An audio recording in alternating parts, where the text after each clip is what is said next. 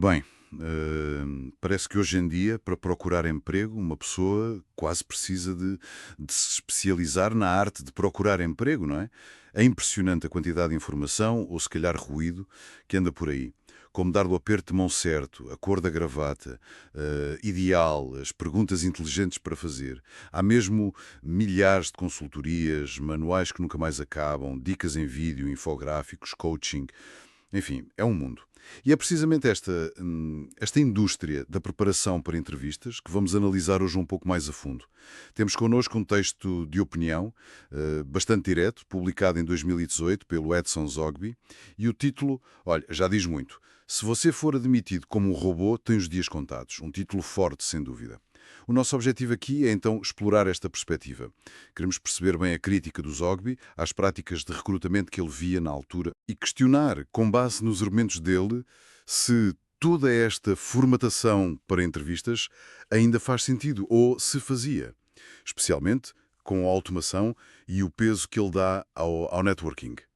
Ok, vamos desembrulhar isto. Comecemos por aí, por essa sensação de avalanche, a pressão para seguir o guião da entrevista perfeita, não é? É palpável, parece quase uma coreografia. E se falhamos um passo, pronto, pode ser o fim. E claro, onde há esta procura, surge a oferta. Toda uma indústria que cresceu à volta disto, a prometer desvendar os segredos. Quase uma indústria da conformidade, diria. Concorda? Sem dúvida.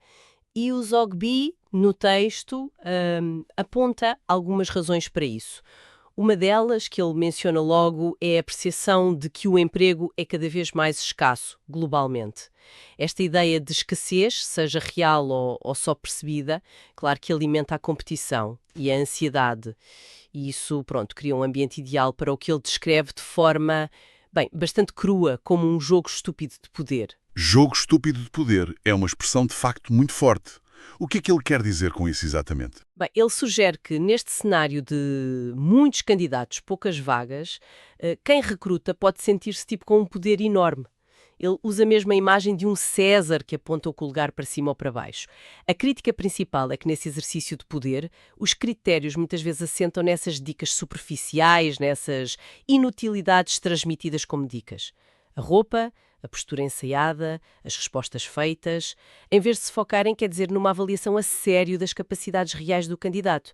Portanto, o jogo seria mais sobre seguir regras muito arbitrárias do que propriamente demonstrar competência. E é aqui que a coisa se torna mesmo interessante, porque o Zogby dá a volta ao argumento. Ele diz que seguir essas dicas à risca, tentar ser o candidato perfeito, segundo esse molde, não só pode ser inútil, como pode ser prejudicial. É quase um paradoxo. Ele é muito direto nisto, porque empregos existem para pessoas, para padrões vêm aí os robôs. A ideia é que, ao tentar encaixar num padrão, as pessoas arriscam-se a anular precisamente o que as torna valiosas, a sua humanidade, a sua individualidade. Exatamente. O perigo, segundo ele, é transformar-nos numa espécie de autómato a debitar respostas ensaiadas. E ele liga isto diretamente à automação. Tudo o que é repetição sistémica de procedimentos as máquinas vão fazer.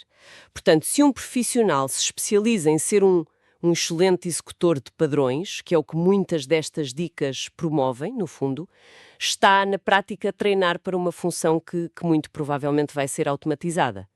Está a competir com as máquinas num campo onde elas eventualmente ganham. Faz sentido. Se o nosso valor está naquilo que a máquina não faz, então tentar agir como uma máquina pode ser um tiro no pé. Mas então, o que é que os recrutadores deviam procurar, na visão do Zogby, se não esta conformidade com o padrão? Ele foca-se em duas palavras. Competência, claro, mas também, e talvez isto seja o mais crucial, potencial. Não se trata só de encontrar alguém que cumpre os requisitos hoje, mas alguém que tenha capacidade de crescer, de se adaptar, de trazer algo novo. Ele refere que são estas pessoas que fazem a diferença, que interferem e agregam valor. A procura devia ser por identificar quem tem essa capacidade latente de ir além da descrição de funções, de resolver problemas de forma criativa, de puxar pela organização. Mas como é que se avalia potencial numa entrevista? É bem mais difícil de medir do que ver se a pessoa seguiu as dicas, não é? Se calhar é por isso que se recorre tanto aos padrões. É uma excelente questão, sim. E o Zogby não dá propriamente uma fórmula mágica, mas a crítica dele sugere que o foco atual está desalinhado. Ele critica muito a superficialidade de alguns processos, a valorização da embalagem em vez do conteúdo. A analogia que ele usa com os políticos é bastante cáustica, não é? Também os políticos usam ternos Armani e observe como anda o planeta nas mãos deles. O ponto dele, acho eu, independentemente de qualquer análise política, é que a aparência cuidada, seguir um certo código, pode não ter nada a ver com a capacidade real de liderar, de resolver problemas, de ter substância. E ele teme que o mesmo aconteça no recrutamento. Ficamos pela aparência polida, pelas respostas ensaiadas e deixamos escapar o talento genuíno que talvez não venha nesse formato standard. E essa crítica à superficialidade, se calhar ganha ainda mais força quando o Zogby introduz outro elemento, o networking. Ele é bastante categórico aqui. Afirma que quando a rede de contactos entra em jogo, grande parte destes manuais, cai por terra abaixo. Chega mesmo a dizer que a quase totalidade dos empregos conseguidos são quase todos por indicação. Quase totalidade. É uma afirmação mesmo muito forte.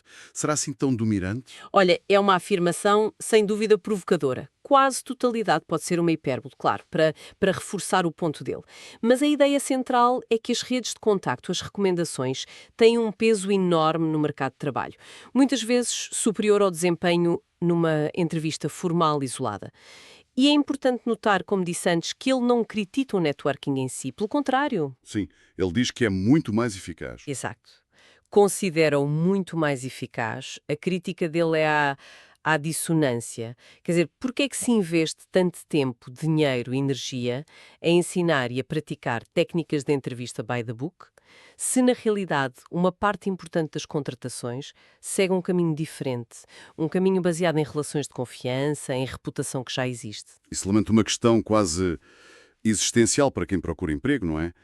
Se o networking é assim tão decisivo, para que serve todo o esforço de preparação formal para a entrevista? Não invalida um bocado todo aquele mercado de conselhos? O que é fascinante aqui é precisamente essa tensão. Se aceitarmos a premissa do Zogby, mesmo que não seja a quase totalidade, mas uma fatia, vá lá, muito significativa, então sim, o valor relativo de aperfeiçoar a resposta à pergunta quais são os seus maiores defeitos diminui, e muito. Se a entrada na empresa ou mesmo a decisão final é muito influenciada por alguém que já conhece o candidato, que atesta a sua competência ou potencial com base numa relação anterior, então a performance na entrevista formal pode tornar-se secundária. Lá está. É neste contexto que ele usa a expressão lixo informacional para descrever muito deste conteúdo de preparação. Ele vê-o como um desvio do foco, uma espécie de teatro que pode ter pouca influência no resultado final em muitos casos, especialmente para posições mais sénior ou especializadas. E esta ideia reforça a visão mais abrangente dele sobre o futuro. Ele fala que os empregos tradicionais tendem à extinção, ou pelo menos a uma diminuição drástica das vagas. E nesse cenário de menos oportunidades formais, as indicações, o networking, tornar-se-ão ainda mais cruciais. Perante isto, ele questiona, quase com ironia, a utilidade de tanto material de orientação padronizado.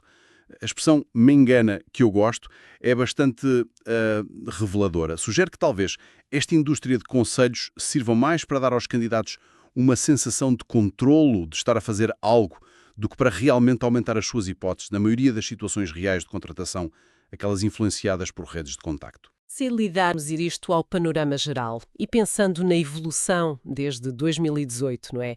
Com a aceleração da IA, da automatização, a visão do Zogby sobre a desvalorização de tarefas padronizadas ganha ainda mais pertinência. A questão retórica que ele deixa no fim do texto é, no fundo, o culminar do argumento dele. Será que os robôs precisarão deste tipo de conteúdo? A resposta óbvia é não. Exato, mas a implicação mais profunda é: se as máquinas vão tratar do repetitivo, do padronizado, o que é que resta para os humanos? O que é que devemos cultivar? E que qualidades seriam essas? Conseguimos inferir do texto. Ele não parece dar uma lista, pois não? Não explicitamente, mas as pistas estão lá. Ele valoriza o potencial, a capacidade de fazer a diferença, de interferir e agregar valor, Isto aponta para qualidades, bem, intrinsecamente humanas e difíceis de automatizar. Pensamento crítico, criatividade, resolução de problemas complexos, inteligência emocional, adaptabilidade, a capacidade de colaboração genuína, liderança que inspira. São estas as características que permitem interferir positivamente nos processos, em vez de apenas os seguir. A crítica dele aos conselhos padronizados não é só uma denúncia da superficialidade, é também um apelo, talvez implícito, para que as pessoas invistam no desenvolvimento destas competências mais profundas, mais diferenciadoras. Competências que terão valor independentemente de como a oportunidade de emprego surja. Então, o que significa tudo isto? Parece que a análise do Edson Zogby, embora seja de 2018, continua a ser um convite forte à reflexão. Um convite para olharmos com alguma distância, talvez, para a montanha de conselhos sobre como passar numa entrevista. Ele alerta-nos para o risco de nos tornarmos cópias uns dos outros, quase robóticos, precisamente numa era em que a automação valoriza o que é unicamente humano. E realça a potência, talvez por vezes subestimada, das redes de contacto genuínas. No fundo, é uma crítica a um certo tipo de processo de recrutamento que, segundo ele, pode acabar por privilegiar a conformidade, a aparência, em detrimento da substância, da competência real e, crucialmente, do potencial de fazer a diferença.